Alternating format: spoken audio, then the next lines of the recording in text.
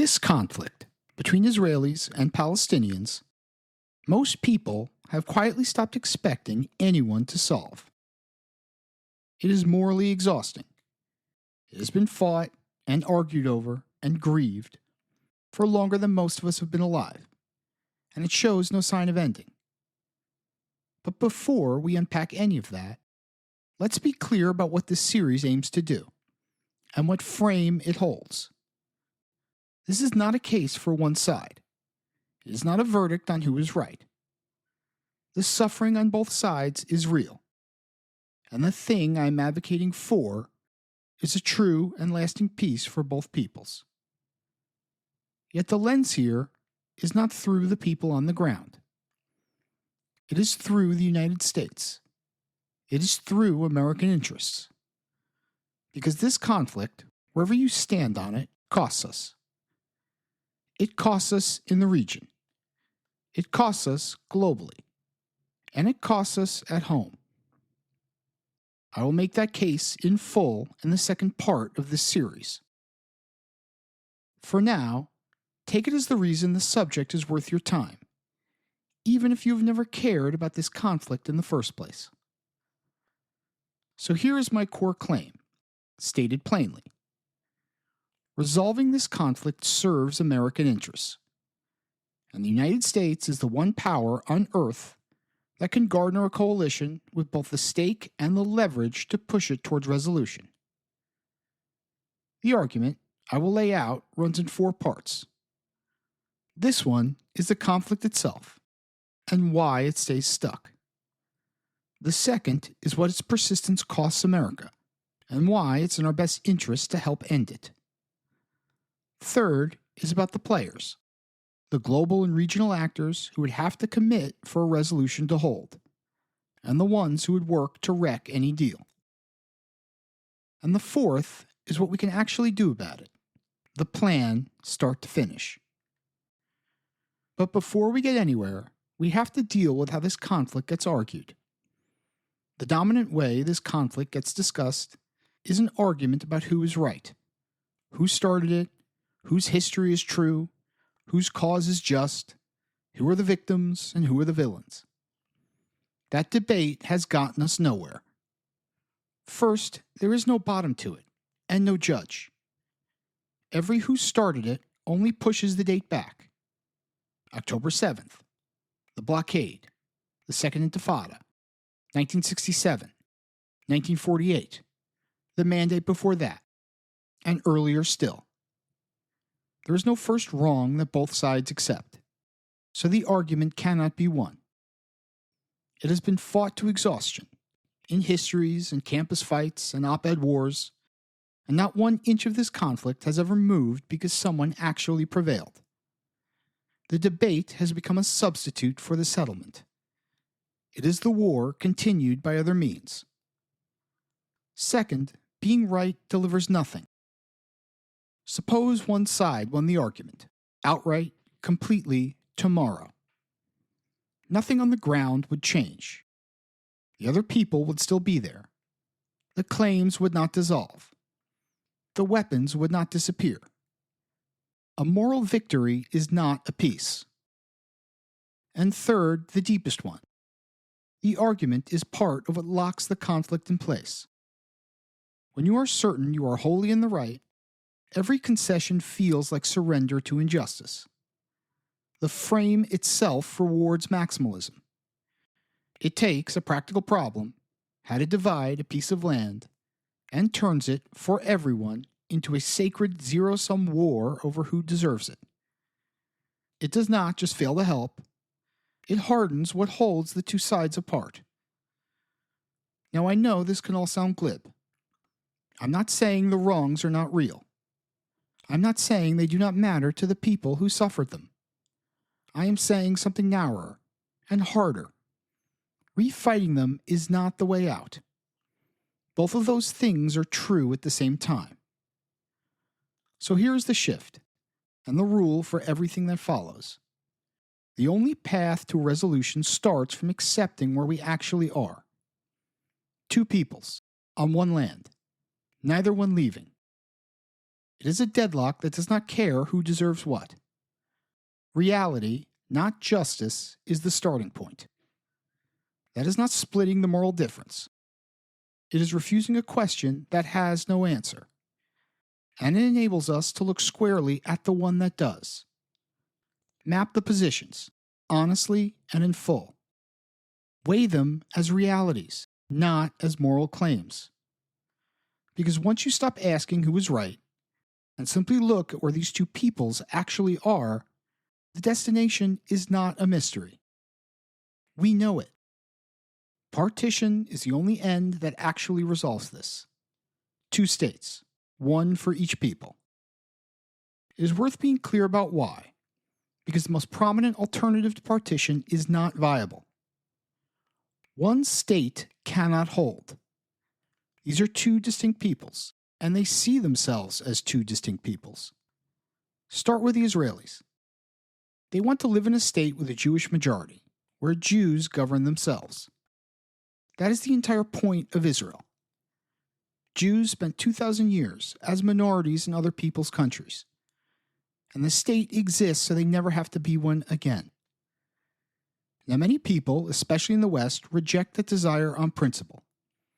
To them, a state built to keep one people the majority is an ethnic state, and an ethnic state is morally wrong by definition. I am not going to argue with that view. That is what the rule from the start is for. Weigh the positions as a reality, not as a moral claim. Among Jewish Israelis, a Jewish majority state is not a faction's demand. It is the consensus, left to right. Even the Israeli left argues for 2 states, to keep Israel Jewish and democratic. You can judge that however you like. Their desire for it is immutable. And the Palestinians are a distinct people with a national movement of their own. That movement is a claim to the land and to self-rule on it. Neither people will give up self-rule to be absorbed into one sovereign entity with the other. One state is not a solution. It is the same conflict moved inside one set of borders. That leaves partition. Remember, this is not a fringe idea, and it is certainly not a new one. It is the consensus. It has been on the table again and again, from the Peel Commission in 1937 all the way through Olmer's offer in 2008. So identifying the destination is not the problem. The problem is the deadlock that keeps us from getting there. One note on the level we are working at. This is the high view, the shape of what has to happen, and why it hasn't. The ground level reality is the work of the parts that follow. So why can't we get there? 2 positions. 2 hinges that keep the whole thing locked in place. The first hinge is on the Palestinian side. The Palestinians have never, finally, credibly, renounced their claim to land inside Israel's internationally recognized borders. I mean the right of return, and the maximal aim behind it. A standing claim not only to the occupied territories, but to Israel proper. This is not a bargaining chip the Palestinians are holding out for a better price. For many, it is foundational. It is bound up with their existence as a people.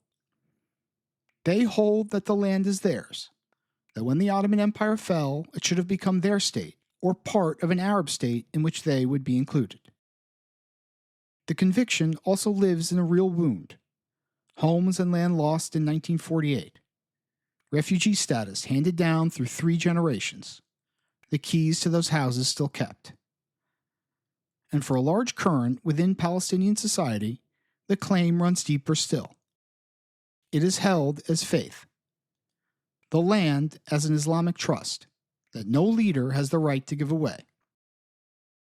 Not all Palestinians see it that way. But the current that does is large, and it treats any renunciation as betrayal in advance. So for the Palestinians, renouncing their claim is not just conceding a negotiating position. It is giving up something at the core of who they are, in the very same way that honoring their claim in full would be the end of Israel. These are two existential stakes colliding, not a haggle over terms. And that is exactly why it prevents any solution. No agreement can survive a live claim on Israel's recognized territory. Taken seriously, that claim is the demographic end of the Jewish state, and no Israeli government can accept it.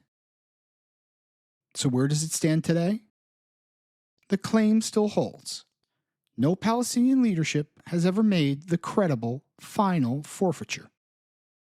The language of the Oslo Accords was never that, which is part of why Oslo failed.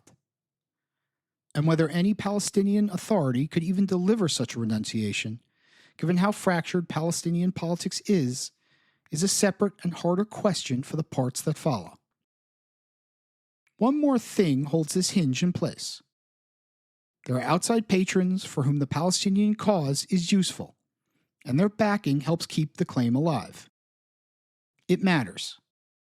But that backing sustains the refusal. It does not cause it. What determines the claim is the Palestinians' own attachment to it. The second hinge is on the Israeli side, and it is a reaction to the first.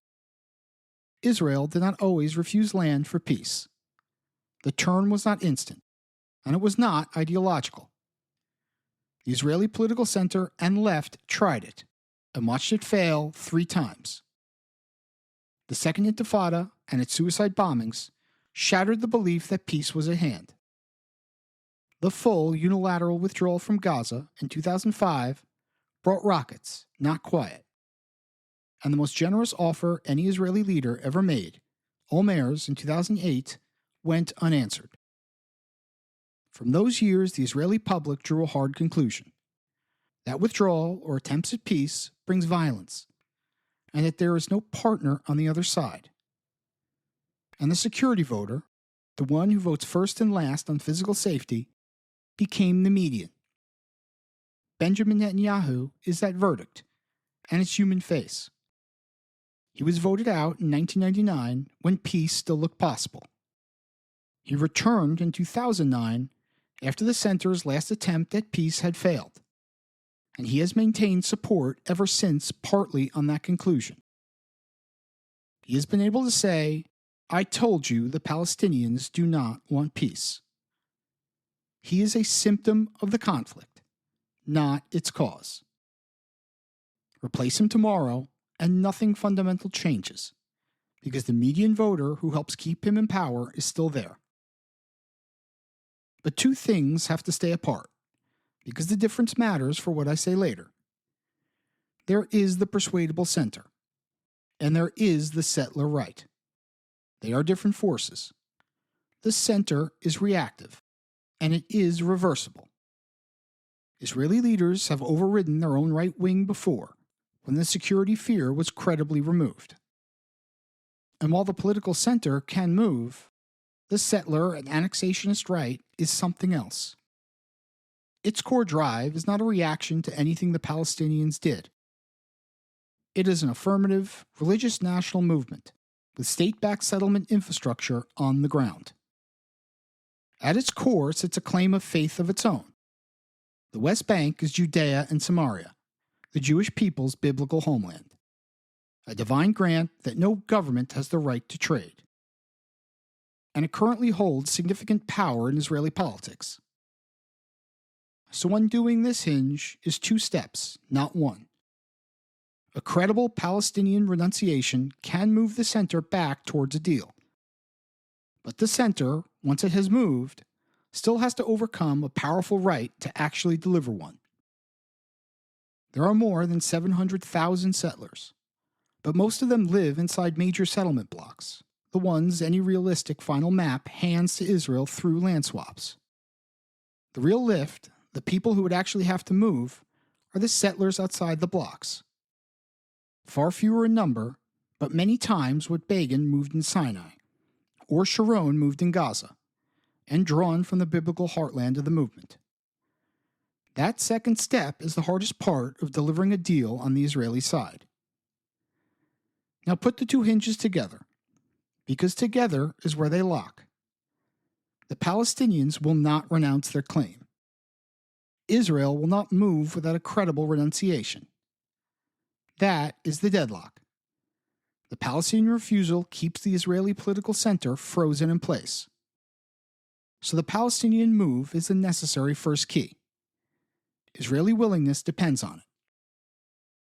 That can sound like blame or favoritism, but it is not. The order here is causal. The first hinge has to give before the second one can. Israel still has to reciprocate.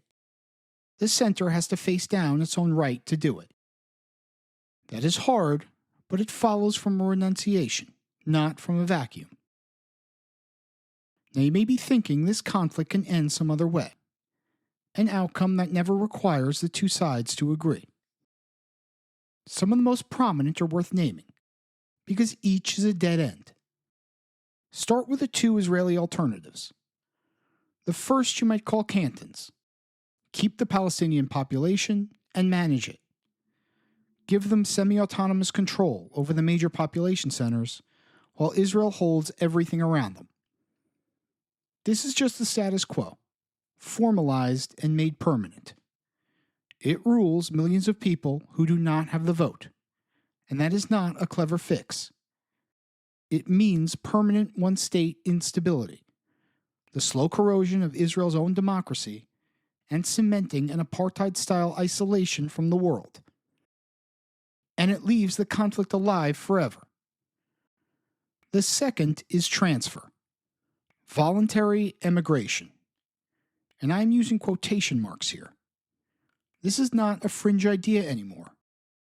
It is openly advocated by senior Israeli ministers, and even by some in the current American administration. But say plainly what it is.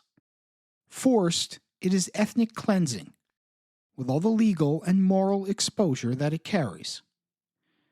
And voluntary emigration from a place that has been deliberately made unlivable is a fiction. It also founders on one simple fact: no country will take them. Now the Palestinian alternatives. 1. Maintain the claim and stay with armed resistance.